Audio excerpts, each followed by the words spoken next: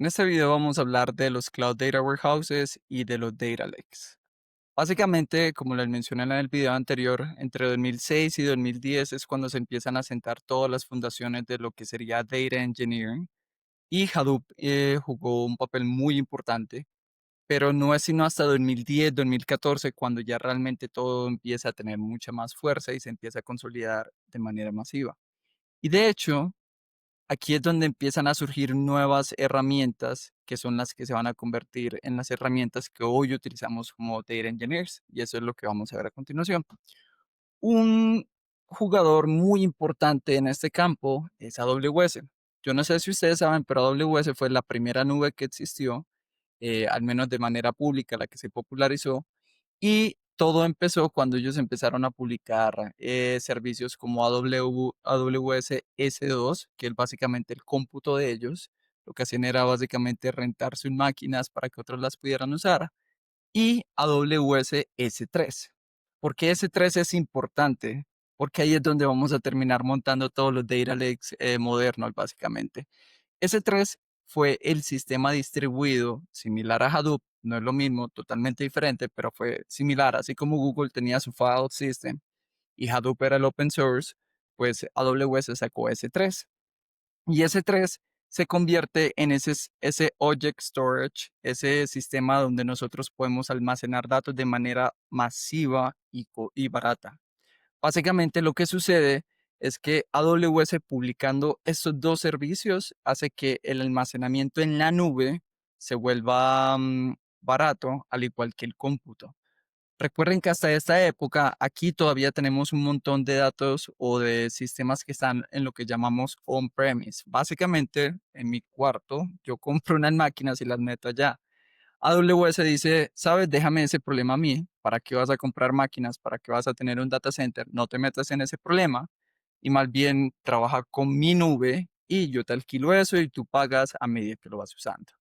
Eso cambió básicamente toda la industria tech hasta el día de hoy. Ya ustedes conocen que existen nubes principales como AWS, Azure, GCP, pero en ese momento AWS fue quien revolucionó con ese cambio. Y de hecho, para la época de 2015, AWS tenía un market share de alrededor de 31%, mientras que otras nubes como Microsoft, IBM o Google tenían menos del 10%. Los estimados es que Microsoft tenía el 9%, IBM tenía el 7% y Google tenía el 4%. Así que bueno, eso pasa alrededor de 2006. Otra cosa que pasa es que AWS en 2009 publica EMR. EMR es Elastic Map Reduce. Básicamente, este fue el Hadoop, la versión managed, la versión mantenida por AWS de Hadoop. Y eso hace que el Hadoop se adopte de manera masiva, porque recuerden, Hadoop es súper difícil de operar, era difícil de mantener también, y AWS dice, sabes, con 3 clics puedes tener tu propio clúster de Hadoop en nuestra nube y simplemente nos tienes que pagar por el uso, y eso lo haces a través de EMR. Y básicamente EMR estaba montado encima de S3 y S2 y lo utilizaba pues para hacer todo lo que tenía que hacer con Hadoop. Así que eso fue algo muy importante que pasa y le da mucho más fuerza a AWS y también a todo el framework de Hadoop.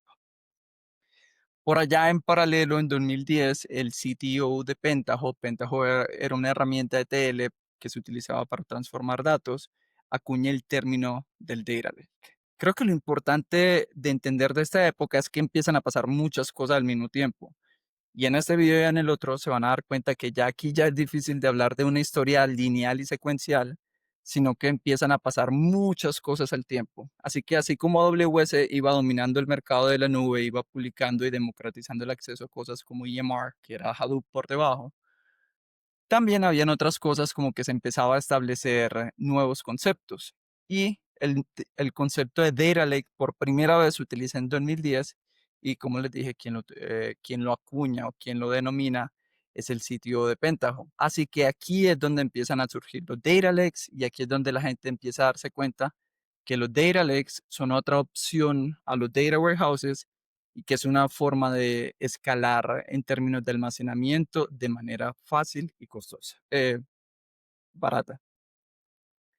Y en 2013, lo que sucede también es que AWS vuelve y saca otro servicio y este es el que populariza los data warehouses, los cloud data warehouses, y fue Redshift. Redshift se publica en 2013 y lo relevante es que fue el primer cloud data warehouse que era nativo de la nube, que era accesible, escalable y era menos costoso. Y como les dije, en vez de yo tener mi máquina ya, simplemente pagaba por lo que utilizaba. Y un último hito relevante de esta época es que se publica la primera versión de Spark. La primera versión de Spark se publica en 2014 y solo para que se hagan una idea, Spark mejora el performance de 10 veces a 100x. Recuerden que les dije, Hadoop fue muy bueno, pero era lento.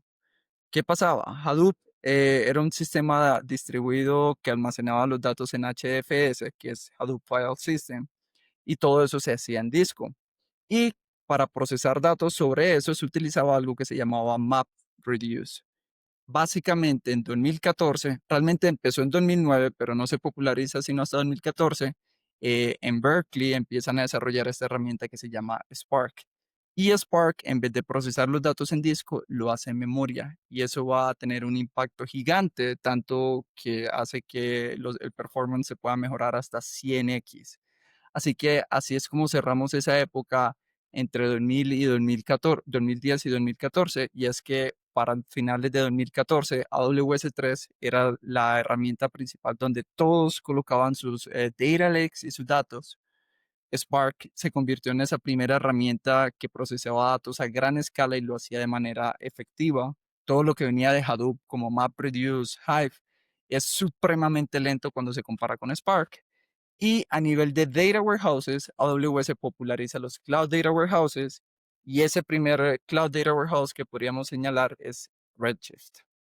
Luego vendrían otras dimensiones, vendría GCP también con BigQuery, vendría Azure con Data Factory y bueno, otros servicios. Pero para finales de 2014, aquí es donde ya se empieza a estabilizar la disciplina de Data Engineering.